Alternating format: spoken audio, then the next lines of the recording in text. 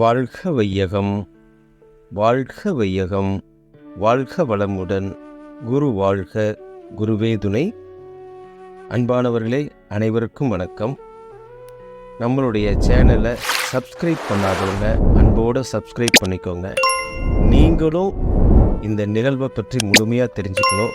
உங்களுடைய உறவினர்களும் நண்பர்களும் தெரிந்து கொண்டு வாழ்க்கையில் எல்லா வளங்களும் பெற வேண்டும் என்கிற ஒரு பெரும் முயற்சியில் வானியலும் வாழ்வியலும் என்கிற சிந்தனை தலைப்பில் நாம் சந்திக்கிறோம். இதில் சென்ற வாரம் நம்ம சூரியன் என்கிற கோள் மனித வாழ்வியலில் எவ்வளவு அற்புதங்களை நிகழ்த்துகிறதுன்னு நம்ம தெரிஞ்சுக்கிட்டோம்.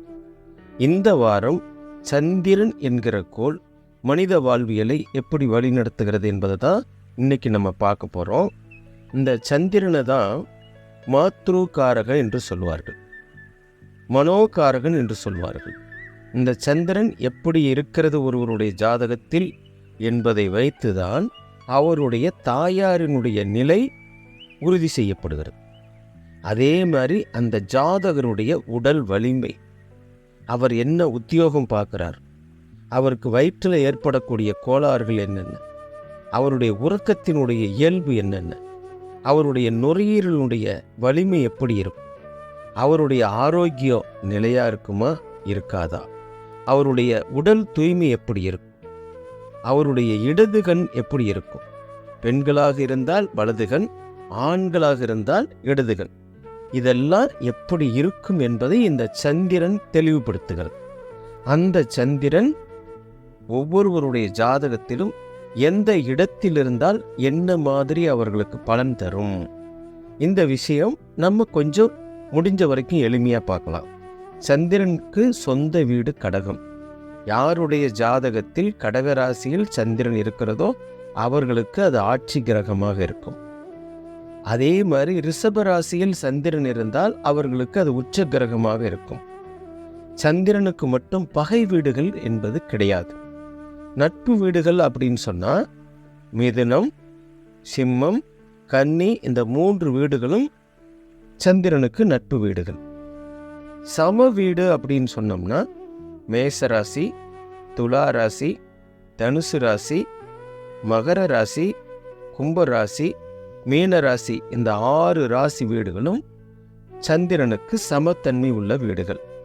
மூலத்திரிகோண வீடு அப்படின்னு சொன்னோம்னா ரிஷபராசி, அதாவது உச்ச வீடாகவும் மூலத்திரிகோண வீடாகவும் இருக்கும். நீச வீடு அப்படின்னு சொன்னால் விருச்சிக ராசி சந்திரனுக்கு நீச்ச வீடு. இந்த சந்திரனுக்கு சூரியனும் புதனும் நட்பு கிரகம். இந்த ராகுவோ கேதுவோ நிழல் கிரகங்கள் 2 பேர் இருக்காங்க பாருங்க, அவர்கள் பகை கிரகம். அப்போ இந்த சந்திரன் உங்கள் ஜாதகத்தில் எப்படி இருக்குன்னு பாருங்க. உங்கள் ஜாதகத்தில் அந்த மனோகாரகனான சந்திரன் ஆட்சியாக இருக்காரா, உச்சமாக இருக்காரா, நீச்சமாக இருக்காரா, அல்லது நட்பாக இருக்கிறாரா, சம வலிமையோடு இருக்கிறாரான்னு ஒவ்வொருத்தரும் தெரிஞ்சுக்கணும். ஏன்னா யாருடைய வாழ்க்கையில் சந்திர திசை நடக்குதுன்னு தெரியாது, யாருடைய வாழ்க்கையில் எந்த திசையில் சந்திர புத்தி நடக்குதுன்னு தெரியாது. அப்போ இதை தெரிஞ்சுக்கணும்னா அந்த சந்திரனை பற்றியும் நமக்கு கொஞ்சம் தெளிவாக தெரியணும். இப்போ இந்த சந்திரன் நம்மளுடைய ஜாதகத்தில் 10ஆம் இடத்துல வலுவாக இருந்தால் நாம் என்னென்ன தொழில் செய்யலாம் அப்படின்னு ஜோதிட நூல்கள் சொல்வதை பாருங்களேன். நீர்பானங்கள், முத்து, பவளம், கால்நடை பராமரித்தல், ஜல பிரயாணங்கள், இதெல்லாம் நம்ம செய்யலாம். நெல் வியாபாரம், துணி வியாபாரம், பட்டு வியாபாரம், கால்நடை, வட்டி வாங்குதல், விற்பனை வரி, வருமான வரி, கப்பலில் சேவை, நீரில் மூழ்கி வேலை செய்தல், நோயாளிகளை பராமரித்தல், நகர சபை, நாடகம், ஜோதிடம், சயன சாமானங்கள் தயாரித்தல், காதில் அணிகிற ஆபரணங்கள் தயாரித்தல், கடிகாரம் தயாரித்து விற்பனை செய்தல். அதே விவசாயம் செய்கிறவங்களா இருந்தால் கரும்பு, பருத்தி, வாழை, கிழங்கு வகைகள், வெள்ளை கோதுமை, இவற்றையெல்லாம் நீங்கள் உற்பத்தி செய்தீங்கன்னா அந்த சந்திரன் உங்களுக்கு வாழ்க்கையில் அதிகப்படியான லாபத்தை கொடுப்பார். இப்போ இதே சந்திரன் உங்களுடைய ஜாதகத்தில் 3ஆம் இடம் 6ஆம் இடம், 8ஆம் இடம், 12ஆம் இடத்துல மறைவு ஸ்தானத்தில் உட்கார்ந்துருக்காருன்னு வைங்களேன், அவருடைய பலம் உங்களுக்கு கிடைப்பது சற்று கடினம். அப்போ அந்த சந்திரனை நீங்கள் என்ன பண்ணணும்? நட்பு பண்ணிக்கணும். அந்த நட்பு பண்ணிக்கிறதுக்கு தான் பக்தி யோகத்தில் கோயில் வழிபாடுகள் சொல்கிறாங்க.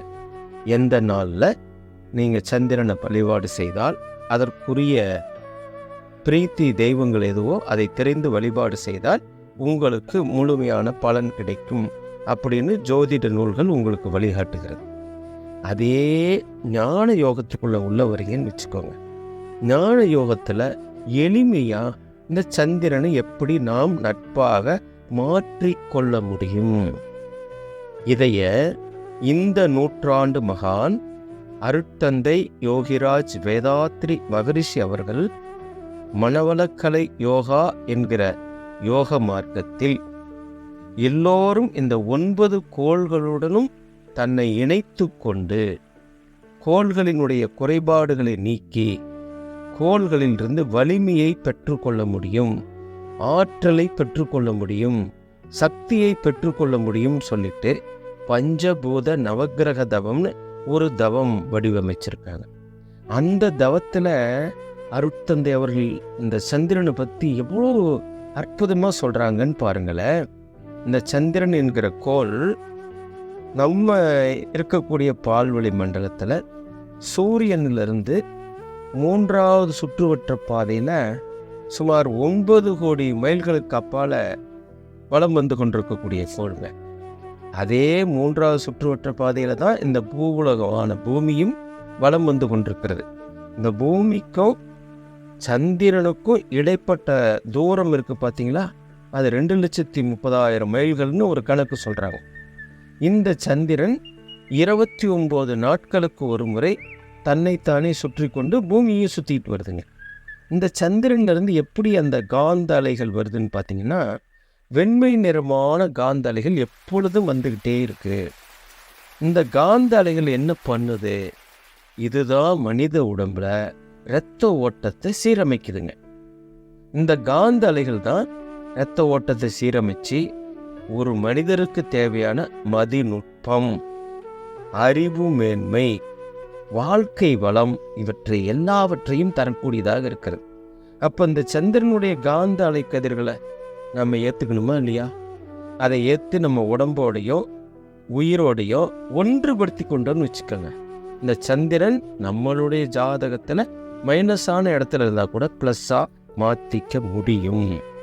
அப்போ இந்த சந்திரன்கிற கோள் மேலே நீங்கள் மனசை வச்சு தவம் பண்ணி பழகிட்டீங்கன்னா சந்திரன்லேருந்து வரக்கூடிய காந்த அலை கதிர்கள் எப்போவுமே உங்களுக்கு நன்மை செய்யுங்க.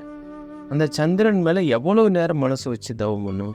சுமார் 2 நிமிஷம் வச்சு தவம் பண்ணால் போதும். இதே தான் சாமிஜி அவங்க அந்த தவத்தில் கற்றுக் கொடுக்குறாங்க.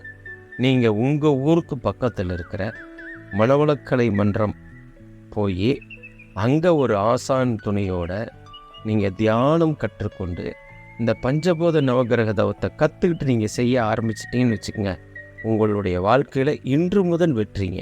அதில் எந்த சந்தேகமும் கிடையாது. இப்போ அந்த கோளோட நீங்கள் மனசு வச்சு தவம் பண்ணணும்.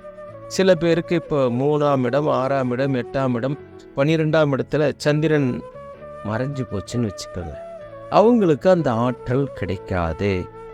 நீங்கள் பக்தி யோகத்தில் போய் கோயில்களில் ஆற்றலை பெற்றுக்கொண்டு வருவதும் உங்கள் வசதி இல்லை. ஞான யோகத்தில் எளிமையான முறையில் தவம் செய்து நீங்கள் அந்த இறை சக்தியை பெறுவதும் உங்களுடைய வசதி. அதில் இதில் எங்கெங்கிருந்தெல்லாம் இந்த சந்திரனுடைய கோள் நமக்கு ஆற்றலை தருதுன்னு கொஞ்சம் பாருங்கள். இந்த சந்திரன் நெல்லில் தன்னுடைய காந்த அலை கதிர்வீச்சுகளை வெளிப்படுத்துது, உலோகத்தில் ஈயம்ங்கிற உலோகத்தில் வெளிப்படுத்துது, மலர்களில் வெள்ளை அலரி மலர்களில் தன்னுடைய காந்த ஆற்றலை வெளிப்படுத்துது, ரத்தினங்களில் முத்துங்கிற ரத்தினத்தில் வெளிப்படுத்துது, சமித்துங்கிறதுல முறுக்குங்கிற சமித்தில் வெளிப்படுத்துது. அதே மாதிரி நாடியில் உங்களுடைய சிலேத்துவ நாடியை இதுதான் வழி நடத்துது. பஞ்சபூதத்தில் அப்புங்கிற பூதத்தை இந்த சந்திரன் தான் வழி நடத்துது. அப்போ நம்ம உடம்ப பஞ்சபூதம் 5 வழி நடத்துதா இல்லைங்களா? அதில் அப்புங்கிற போதத்தை வழிநடத்தது யாரு? இந்த சந்திரன். அப்போ இந்த சந்திரனுக்கும் நமக்கும் ஒரு இணக்கமான உறவு இருந்தால் தானே நம்ம வாழ்வியல் சிறப்பாக இருக்கும். வாங்க, தவம் பண்ணுங்க. சந்திரன் மேலே 2 நிமிஷம் மனசை வச்சு தவம் பண்ணுங்க. யார் யாருக்கெல்லாம் சந்திரன் மறைவு ஸ்தானத்தில் இருக்கோ, நீங்கள் திங்கட்கிழமை தோறும் பின்னையும் ஒரு 3 நிமிஷம் சேர்த்து 5 நிமிடம் தவம் பண்ணி பாருங்க. உங்கள் மனம் எதை நினைச்சு தவம் செய்கிறதோ அதில் நீங்கள் முழு வெற்றியை பெறலாம். அதில் எந்த சந்தேகமும் கிடையாதுங்க. அப்போ நம்ம எல்லாரும் வாழ்க்கையில் ஜெயிக்கணும். அப்போது நம்ம வாழ்க்கையை நடத்துறது இந்த கோள்கள்னு தெரிஞ்சுக்கிட்டோம். அப்போ கோள்களை ஒன்றுபடுத்தி வெற்றி பெறுவோமா? வெற்றி பெறுவோம். மீண்டும் அடுத்த வாரம் செவ்வாய் என்கிற கோளினுடைய சிறப்புத்தன்மையோடு உங்களை சந்திக்கிறேன். அனைவரும் இந்த நிகழ்வில் கலந்து கொண்ட நீங்கள் அத்தனை பேரும் எல்லாம் வல்ல இறையர்களின் கருணையினாலும், ஆசான் அருட்தந்தை அவர்களுடைய அருளாசியினாலும், நவ கிரகங்களினுடைய நல்ல ஆசியினாலும் பரிபூர்ண உடல்நலம், நீண்ட ஆயுள், நிறைந்த செல்வம், உயர்ந்த புகழ், மெய்ஞானம் பெற்று வாழ்வாங்கு வாழ வேண்டும் என்று வாழ்த்தி சிந்தனையை நிறைவு செய்கிறேன். வாழ்க வேதாத்திரியம், வாழ்க உலகமீதி, வாழ்க வளமுடன்.